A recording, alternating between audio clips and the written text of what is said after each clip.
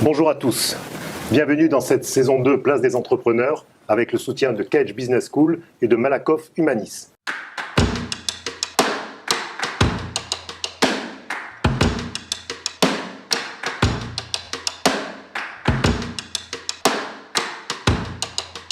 Aujourd'hui encore, nous allons recevoir 4 jeunes d'entreprises très implantées sur notre territoire et je laisse la parole à François. Bonjour, donc François-Michel Gioganti, je préside un groupe hospitalier privé bien implanté sur la région, sur le territoire de Marseille, qui gère un peu plus de 250 lits, spécialisés dans les prises en charge neurologiques, les pathologies neurologiques et orthopédiques en fait, donc plutôt pathologies assez invalidantes, avec une prise en charge pluridisciplinaire et des équipes assez dynamiques et spécialisées. Valérie. Bonjour, donc Valérie Carlier, je suis directrice régionale chez Sodexo sur le segment des entreprises.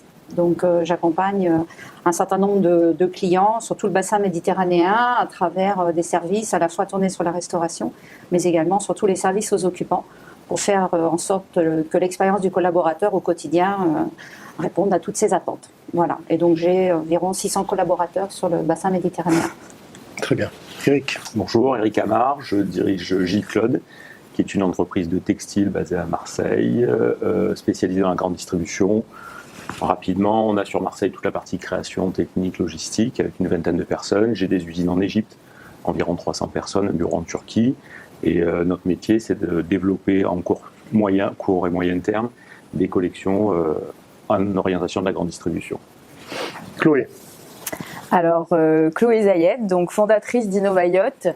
Alors, pour ma part, un petit bout de mon histoire, donc je suis capitaine de bateau à l'origine. Et en fait, Innovayacht est né de mon désir de pouvoir concilier ma passion qui est la motorisation des bateaux et la navigation à moteur avec tous les plaisirs que peut nous offrir la mer à ce moment-là.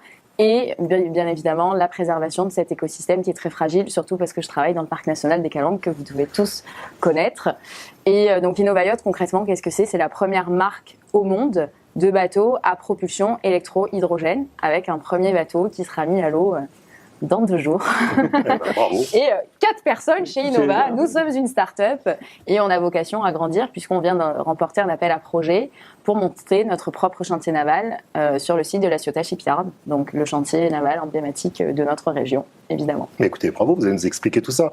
Mais peut-être avant de rentrer dans le cœur du sujet, on a vécu un Covid, une crise terrible en 2020. La crise économique, crise sanitaire, on essaye d'éviter la crise sociale. Comment avez-vous traversé cette crise, Eric, peut-être ? Alors chez nous, ça s'est passé en 2 temps, puisque au moment de mois de mars, quand tout s'est arrêté, on a tous été un peu choqués. Nous, les inquiétudes ont été d'abord beaucoup dans les relations avec l'étranger. Une grosse partie de notre production se fait sur le bassin méditerranéen, sur des zones où la circulation du virus n'était pas très claire au départ. Finalement, on a été assez peu impacté finalement sur la partie commerce aussi, puisque très rapidement, après la phase de fermeture du premier confinement, l'activité est repartie assez fort, avec une activité qui a été globalement positive sur l'année dernière. Par contre, une transformation profonde, puisque, alors je ne sais pas si on le détaille maintenant, mais l'idée c'est qu'on s'est confronté au télétravail massif. Il a fallu repenser complètement nos organisations et nos communications avec nos usines, puisqu'on ne pouvait plus déplacer les équipes sur place sur toute la partie production. Donc beaucoup d'investissements sur la digitalisation du métier, qui nous a occupés pratiquement pendant 9 mois. Réorganisation des chaînes d'appro, travail sur l'impact environnemental, puisque c'est des sujets qui ont beaucoup émergé pendant la crise.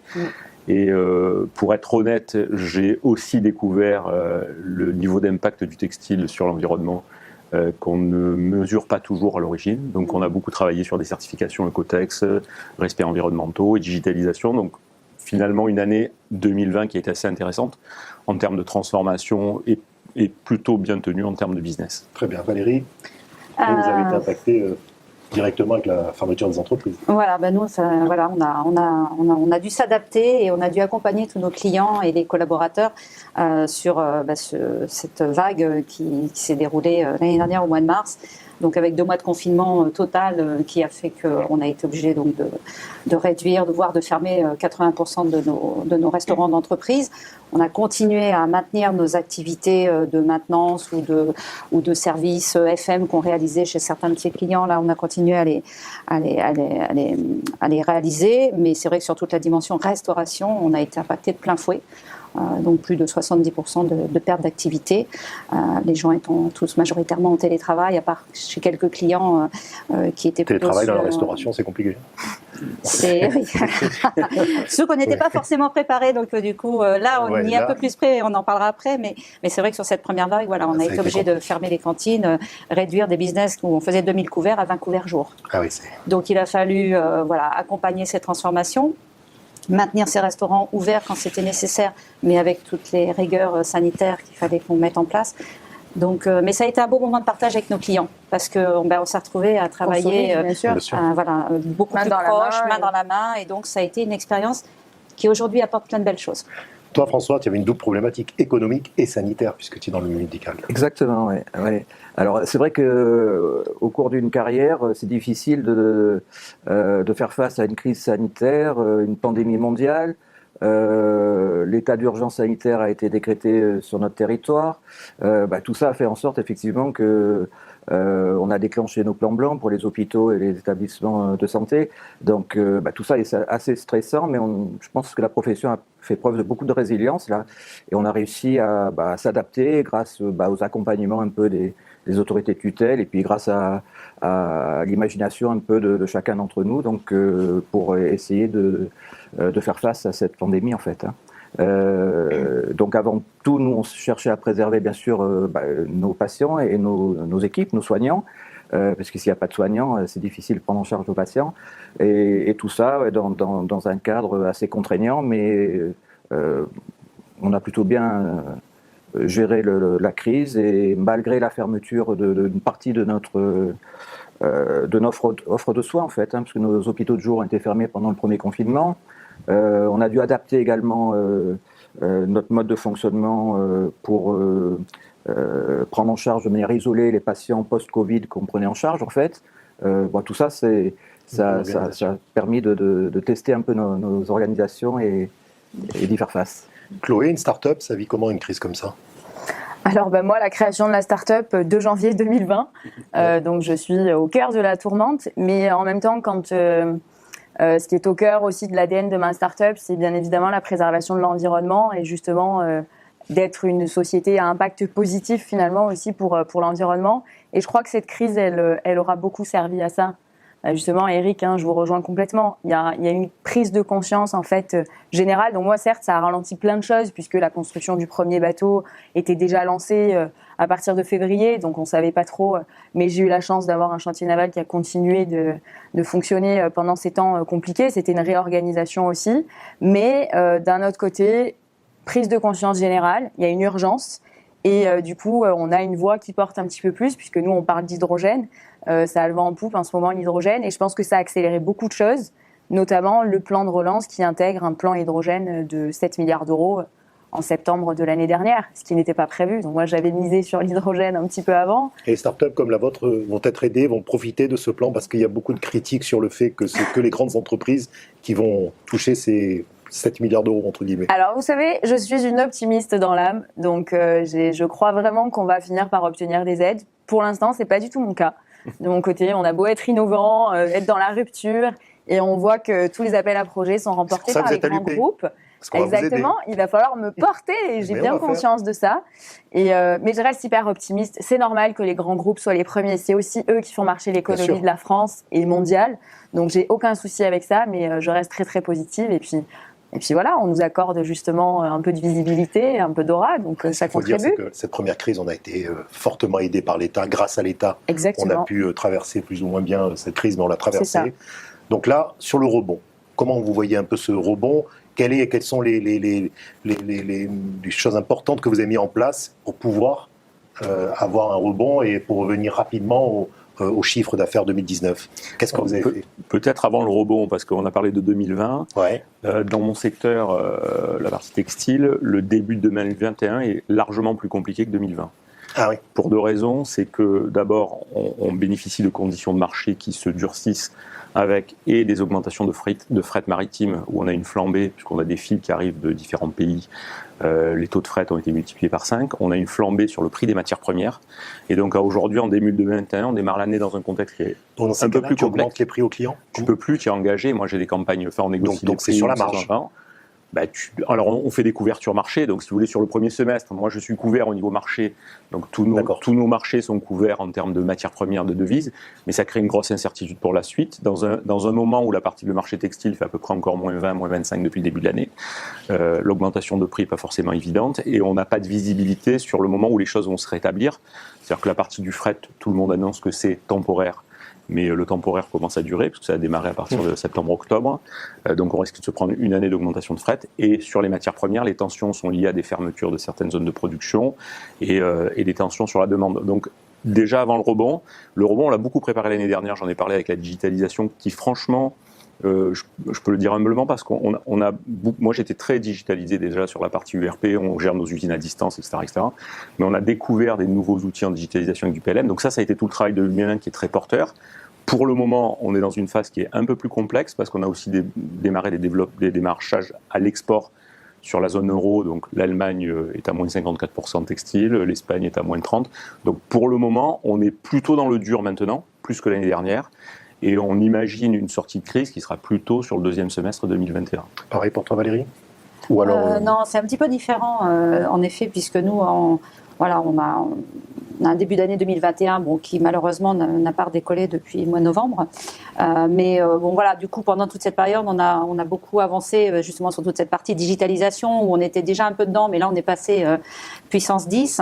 Et donc, du coup, on a commencé à préparer depuis le mois de novembre, décembre, un certain nombre d'innovations en termes de modes de restauration. Et quand je dis bien des modes, aussi bien dans les offres culinaires que dans les modes de distribution avec de la digitalisation, des click and collect comme tout le monde, ou du food delivery aussi, à travers le rachat de certaines entreprises. Mais aussi à travers, comme j'expliquais tout à l'heure, l'expérience du collaborateur, elle va être aujourd'hui, avant c'était le bureau en premier, aujourd'hui c'est le télétravail en premier, demain c'est un mode de travail hybride, et aujourd'hui on est obligé donc d'accompagner ses collaborateurs quand ils vont venir demain au travail, aussi bien dans un travail au bureau qu'un travail à la maison, qu'un travail potentiel aussi dans un tiers-lieu, parce qu'en effet tout a évolué, et ça nous amène à non seulement à répondre à ces moments de travail, mais aussi bien en restauration qu'au niveau des services qu'on va pouvoir leur offrir. Mais vous qui êtes mondialisé, vous avez des impacts différents selon les zones ou c'est assez homogène? Non, on a vraiment des impacts vraiment différents, et le télétravail s'est particulièrement fait ressentir en France. C'est en France. Voilà. Il a été poussé. En fait, ce qui se passe, c'est qu'à l'étranger, il y avait, en fonction bien évidemment des pays où on est implanté, et si c'est plutôt du tertiaire ou de l'industriel, donc, comme je le disais tout à l'heure, même nous ici, les sites industriels, ils ont tourné à 80-90% et on n'a pas eu d'impact. Mais il y a quand même d'autres pays où c'est très tertiaire. Mais dans ces autres pays, même si Sodexo, son cœur de métier, c'est la restauration, dans les autres pays, on est beaucoup sur du service aux occupants. Et donc, on est moins impacté qu'ici en France. Le métier historique et la création de l'entreprise Sodexo a été sur la restauration. Donc aujourd'hui, 70% de notre business est sur la restauration. François, toi qui es très dans les RH, qui a traversé une crise un peu compliquée au niveau humain aussi, parce que vous avez un impact fort au niveau humain sur les infirmières, sur tout le personnel soignant. Comment vous avez télétravail impossible? Comment tu as pu gérer ça? Parce que on a géré ça grâce à la bonne volonté un peu de tout le monde. Et puis grâce aux accompagnements aussi dont on a bénéficié de nos tutelles, des autorités de l'État, etc. Grâce au dispositif qui était mis en place aussi pour permettre aux jeunes mamans d'accompagner leurs enfants en crèche, etc. Donc tout ça a permis de faciliter un peu le travail au quotidien et d'éviter un peu qu'il y ait trop d'absentéisme en fait parmi nos équipes. Sachant effectivement que c'est pratiquement 80% de personnel féminin dans nos établissements, donc avec tous les problèmes d'absentéisme que ça peut poser pour les jeunes mères de famille en fait. Donc tout ça a été mis en place correctement et on n'a pas été trop impacté en fait. Et au niveau des ressources humaines en fait, cette crise a permis de pointer du doigt un peu le manque de valorisation qu'on avait dans la profession en fait, avec des des rémunérations qui étaient bien en deçà des rémunérations moyennes des autres pays européens en fait. Et les pouvoirs publics ont pris conscience de cette difficulté-là et grâce au Ségur de la santé, en fait, les salaires de nos soignants ont été revalorisés dans des proportions quand même assez significatives en fait, ce qui permet maintenant de se mettre un peu au même niveau que les autres pays européens donc de valoriser un peu nos métiers. Mais toi, tu es en privé, donc tu n'es pas tenu d'augmenter comme le public, ou alors tu as suivi... Non, mais c'est en fait, l'avantage aussi, c'est que on a quasiment les mêmes conventions collectives en fait, donc on doit s'adapter en fait à l'évolution des tarifs et des rémunérations. Ça a été un effort demandé aux entreprises privées quelque part. Non, pas du tout, parce que ça fait l'objet de financement des pouvoirs publics en fait. Ah d'accord, en totalité. Ouais. Ah ok, très bien. Okay. Ouais. Comme quoi, il y a un peu de positif dans tout ça. Beaucoup. Ah bah, là, c'est très positif. Exactement, c'est très positif, que ce soit pour l'environnement, pour le personnel hospitalier, on s'aperçoit, et puis du renouveau aussi. Alors nous, de notre côté, on est tout jeune, donc finalement, on est né au cœur de cette crise. Nous, ce qu'on fait, en fait, tous les salons, les gros événements sont annulés, alors que normalement, quand vous vendez des bateaux, les salons sont clairement des lieux incontournables, quasiment les plus importants. Alors ça aussi, ça se digitalise, mais clairement, vendre un bateau sur un salon virtuel, c'est quand même un peu compliqué. Et puis même, on a besoin de ce contact, on est sur une nouvelle technologie. Il faut expliquer. On est sur une nouvelle technologie, il faut l'expliquer, il faut la sentir, il faut la tester. Quand vous rejetez que de l'eau et que vous faites pas de bruit, que vous enlevez toutes les odeurs, etc., ça se teste, ça ne s'explique pas. Donc en fait, nous, ce qu'on a décidé de faire... Et le bateau à moteur, c'est pas le bruit un peu quand même ? Ça manque pas ça au... Alors oui et non, j'ai envie de dire, en fait, vous avez raison. En fait, on est conscient de ça. Et je pense qu'une fois de plus, on entend, il y a un mot qui résonne depuis tout à l'heure, c'est transformation. Ah ouais. Je crois qu'il va falloir transformer certaines choses aussi. Et y compris dans notre... Mais bien évidemment, nous, notre projet, il est, au-delà de vendre des bateaux, on vend... clairement une autre façon de vivre, d'aborder le nautisme, d'aborder la vie. On est un peu plus dans le slow living. Alors, j'aime pas forcément les anglicismes, mais c'est un peu ça. Maintenant, il faut réapprendre. Aujourd'hui, ça me fait penser à une pub, je ne citerai peut-être pas la marque, mais qui est assez rigolote, qui a sorti une petite voiture électrique et qui dit si vous voulez 300 chevaux dans Paris, allez dans un hippodrome. Oui, à un moment donné, il faut aussi s'adapter. Et c'est pareil pour les bateaux. Avoir un bateau qui va à 60 nœuds... Ok, c'est sympa, ça fait du bruit. On pourra mettre des haut-parleurs à la limite. Voilà, c'est ça. Bon sens, exactement. Alors on y a pensé, mais après je me suis dit quand même vous avez raison. Il ne faut pas aller non plus. Donc l'idée plutôt c'est de faire bouger un peu les choses sur le fond, de faire changer un petit peu les mentalités. Et du coup nous ce qu'on fait là, c'est pour la sortie de notre premier bateau, on crée un événement qui nous est propre parce que je pense qu'on est on est suffisamment innovant pour pouvoir se faire accueillir dans différents ports. Donc on crée un roadshow, un sea show plus adapté entre Marseille et Monaco à partir du mois de mai. Peut-être qu'on en parlera un petit peu avec plaisir. Plus tard. J'ai quelques appels à faire au cas où. Très bien. Eric, quelques rendez-vous. Transition numérique. Bon, ça, visiblement, tu l'avais déjà préparé et tu l'as accentué. Quelles sont les autres mesures que tu as mis en place, que tu vas mettre en place alors maintenant ? Actuellement, avec la reprise, normalement, le 15 mai, tout on se est libère. beaucoup. Alors, si on projette l'évolution, il y a des habitudes de consommation qui se modifient. Je pense que on est de toutes les manières vers une tendance où les volumes de consommation sur la partie textile vont plutôt diminuer. Les habitudes de consommation changent, il y a une demande de produits plus responsables, il y aura peut-être moins de renouvellement, et donc pour nous aujourd'hui, un des enjeux derrière la digitalisation, c'est l'internationalisation, parce que nous on est très présent à l'international en partie production, approvisionnement, on l'est un peu moins parce qu'on est très européen sur la partie distribution, donc là on a structuré le pôle export aussi, ce qui était plus faible chez nous, de manière à être beaucoup plus présent sur différents pays, parce que la taille du marché va se réduire et donc il va falloir aller conquérir de nouveaux espaces. Donc après, la digitalisation, c'est sur la partie commerce et export. Alors c'est vrai que démarrer de l'export, ce que vous voyez avec les salons, donc là il n'y a pas de salon, compliqué d'avoir des rendez-vous à l'étranger, donc ça se prépare, beaucoup de travail marketing, beaucoup de travail de ciblage, et prêt à démarrer dès que les fenêtres s'ouvrent. D'accord. François ? Nous, c'est simplement un retour à la vie normale, en fait, pour nos établissements. Il y a combien de lits, tu l'as dit tout à l'heure ? 250. 250, ouais. Quand je dis retour à la vie normale, c'est surtout pour nos patients, en fait, parce qu'on a été contraints de mettre en place des mesures assez strictes, en fait. comme par exemple les suppressions des permissions, les visites régulées, alors qu'avant on recevait pratiquement plus de 60 000 visiteurs par an en fait, les familles qui viennent rendre visite à leurs proches. 60 000 visiteurs Par an, oui, sur une année, oui.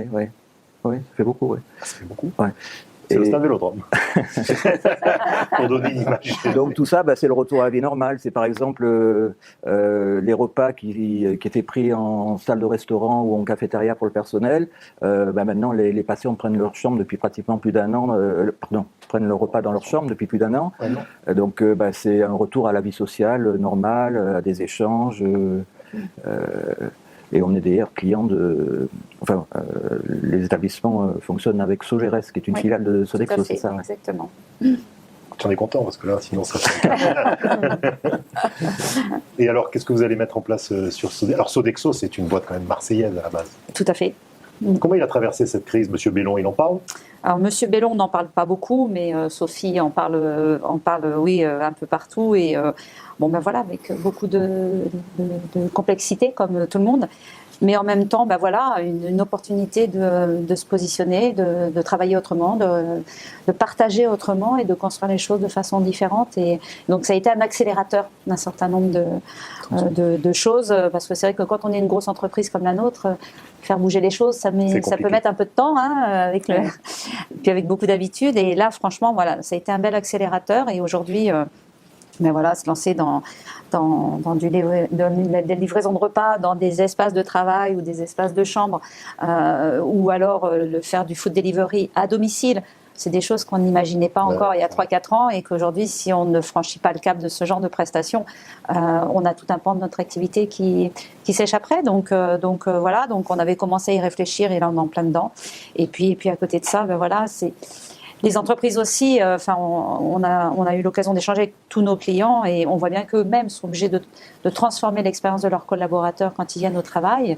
Et donc, ils se posent beaucoup de questions. Il y a aussi un impact économique lié à la crise qui les amène à revoir aussi leurs espaces de travail, diminuer leur empreinte énergétique. Donc, tout ça fait qu'il y a beaucoup de transformations chez nos clients. Et aujourd'hui, on les accompagne beaucoup aussi autour de ça. Pour assurer ce bien-être et je vais cet vous poser équilibre. une question que je n'ai pas encore posée dans ce genre de ces petits déjeuners. On va commencer par toi, François. C'est la même question pour tout le monde. Toi, tu as été président du tribunal de commerce, donc tu connais très bien le monde économique. Si tu étais à la place du président de l'UPE13, là, actuellement, qu'est-ce que tu demanderais? Qu'est-ce qu'il faudrait demander? Qu'est-ce qu'il faudrait mettre en place pour les entreprises? Je crois que l'accompagnement dont le monde économique a bénéficié est quand même largement favorable. De gros efforts ont été faits par la collectivité. Je sais pas ce qu'on pourrait demander de plus. Nous, dans notre secteur, c'est vrai qu'on a bénéficié d'un tas de mesures d'accompagnement qui ont été très salutaires en fait. Aussi bien, on va pas toutes les reprendre, mais au niveau des reports d'échéance de prêts, les PGE, le chômage partiel effectivement, les avances de trésorerie dont on a bénéficié de la CPCAM par exemple, ou bien serait-ce que la garantie aussi de financement, tout ça nous a permis de La passer. CPAM a donné des avances de trésorerie? Oui. À hauteur d'un mois de chiffre d'affaires, mais remboursable, bien sûr. Oui, bien sûr. Ouais. Mais, Donc il y a vraiment eu un effort extraordinaire. Ouais. Chloé? Qu'est-ce qu'on peut demander? Alors, beaucoup de choses, mais de mettre un petit peu plus de... Alors bon, je vais parler pour mon cas, start-up, on va dire. Bien sûr, c'est ça qui est important. Donc, pour les start-up, on le disait tout à l'heure, c'est aussi de nous aider, parce que moi, dans mon cas, on est très innovant. On est c'est une première mondiale made in Marseille, et finalement, parce qu'on n'est pas propriétaire de la technologie ou qu'on n'est pas, ou que le projet des fois n'est pas suffisamment gros. Parce qu'on fait pas du transport à passagers massif, on passe, il y a des trous en fait. Il y a des trous dans la raquette et en fait on est jamais éligible à quoi que ce soit. Donc moi c'est un projet qui est financé en fonds propres. J'ai des business angels pour ça. Mais c'est vrai qu'on aimerait pouvoir, sur un projet comme ça qui est ancré dans notre territoire. Qui vous appuie sur Marseille en business angel? Non, personne sur Marseille. Personne? Non. T'en appelles? Alors pas forcément, non, très honnêtement, c'est pas. Non, aujourd'hui non, non, l'appel il est plutôt sur la prise de conscience de ce qu'on fait. Donc là, nous, notre CICHO qu'on organise, il est très basé sur la mise en lumière de cette technologie. On entend parler d'hydrogène, mais la plupart des gens, concrètement, c'est quoi? comment ça marche, qu'est-ce que c'est, est-ce qu'il y a des produits finis, parce que parler d'hydrogène comme l'énergie du futur, c'est très bien, mais c'est pas palpable pour les gens. Donc nous, l'idée, c'est vraiment de vulgariser cette technologie, parce que déjà, je ne suis pas ingénieure de base, donc je ne peux pas faire autrement que de le vulgariser. Et c'est très bien, parce que les gens comprennent très facilement ce que c'est, et ils comprennent mieux pourquoi c'est aussi l'énergie du futur. Parce qu'aujourd'hui, stocker de l'énergie, c'est très compliqué. Donc l'hydrogène est l'une des solutions, je ne dis pas que c'est la seule, c'est l'une des solutions. Donc ce CICHO, il est là pour ça aussi. Il y a un intérêt, je dirais, territorial et collectif de montrer. Je ne suis pas là que pour dire, regardez, c'est Innova, il faut acheter des bateaux. Non, parce qu'aujourd'hui, il n'y a pas de station d'hydrogène. Donc moi, ce que je peux demander, c'est d'accélérer davantage. Il y a un fossé aujourd'hui, je suis trop en avance. J'espère que ça ira plus vite que l'électrique. Hein. Ah bah j'espère aussi, parce que là, honnêtement, moi, je suis prête à industrialiser, avec un premier bateau qui arrive, et autant vous dire que je vais faire 8 escales pendant mon CICHO. Faire venir de l'hydrogène dans les ports, c'est un sacré challenge. On va vous présenter le sous-préfet à la relance. Volontiers, ou Monsieur Muselier, j'entendais, welcome, le 26 mai, on l'attend, j'espère, pour couper le ruban. Bon, on l'invitera aussi. Eric. Comme ça a été dit, je pense qu'on a eu, sur cette crise, on a été énormément soutenu, les PGE, tout ce qui a été raconté. Moi, je me poserais peut-être plutôt la question un peu différemment, qui est de dire comment on transforme nos pratiques collectives en tant qu'entrepreneurs. C'est-à-dire que, tu le sais, dans mes engagements, à un moment donné, je pense qu'on ne peut pas, en tant qu'entrepreneur, être en permanence à demander les choses. Alors, je sais que c'est le rôle de l'UP, tu le fais super bien, mais à un moment donné, peut-être qu'entre nous, on peut peut-être aussi fonctionner différemment. On a partagé certains échanges ici sur notre pratique de digitalisation, de nouveaux modèles. Finalement, je trouve qu'on a assez peu d'échanges inter-entreprises, qu'on a du mal à promouvoir entre nous les bonnes pratiques, et qu'on est souvent regardé vers en haut. Et je pense que s'il y a une chose que doit nous apprendre cette crise, c'est qu'il faut arrêter de regarder en haut et d'arrêter qu'on nous tende la main. Donc l'État l'a fait de manière très spontanée, parce que je pense que c'est aussi la logique économique du moment. Dans une crise comme ça, si on arrête la machine, c'est l'effondrement. Donc ça a été fait, je pense, pertinemment et efficacement. Et peut-être que nous aussi, là-dedans, il faut qu'on change notre regard sur les choses et qu'on puisse transformer nos pratiques entre nous. Donc avec une transformation des pratiques entrepreneuriales, je pense que ça aurait du sens. Valérie. Écoute, beaucoup de choses ont été dites. Maintenant, je pense qu'il y a peut-être une chose sur laquelle il va falloir, en parallèle de ce que tu dis, Eric, c'est travailler sur l'humain. Parce que je pense qu'on parle beaucoup du rebond, on parle de l'après-crise, on parle des entreprises, et évidemment, ça ne va pas être simple pour les entreprises par rapport à tout ce qu'il y aura à faire, à rembourser et tout ça. Maintenant, les entreprises, si demain elles repartent, c'est grâce à l'humain, et je pense que l'humain va être très fortement... va pas sortir indemne de cette situation. Des gens qui sont restés en télétravail pendant plus d'1 an, quand ils vont devoir revenir au travail, parce que c'est le cas chez beaucoup de nos clients, chez beaucoup de nos salariés, dans quelles conditions ils vont revenir et comment ça va se passer. Et si ça, on n'appréhende pas ce sujet de situation psychologique dans laquelle sont ces personnes, ça va être très compliqué pour la reprise. Et je pense que là-dessus, j'en entends pas beaucoup parler, je ne sais pas ce qui va se passer, mais je pense qu'il y a peut-être quelque chose à faire. Écoutez, merci beaucoup pour ce talk aujourd'hui, c'était très intéressant. Merci pour ton accueil. Merci. Ouais, merci beaucoup. Donc pour résumer, numérique, bienveillance, environnement seront peut-être les mots-clés de l'avenir. Donc merci d'accompagner l'UPE 13, merci à nos partenaires et bonne fin de journée.